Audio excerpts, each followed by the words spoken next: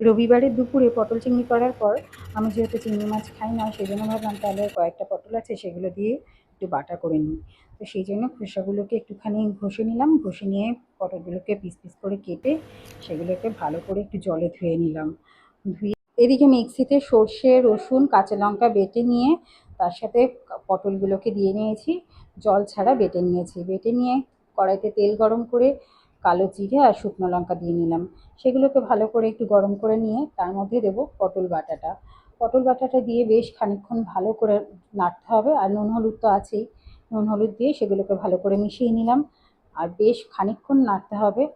আর সাথে দিলাম একটা পেঁয়াজ কুচি। তো পেঁয়াজটা আমি পরেই দিয়েছি, যে পরে দিলে না টেস্টটা একটু অন্যরকম হয়। আর সঙ্গে অল্প একটু চিনি দিয়েছি। তারপর ভালো করে নেড়েচেড়ে নিয়ে ব্যাস রেডি পটল বাটা। আর গরম গরম ভাতে এরকম বাটা বা ভর্তা খেতে কিন্তু দারুণ লাগে।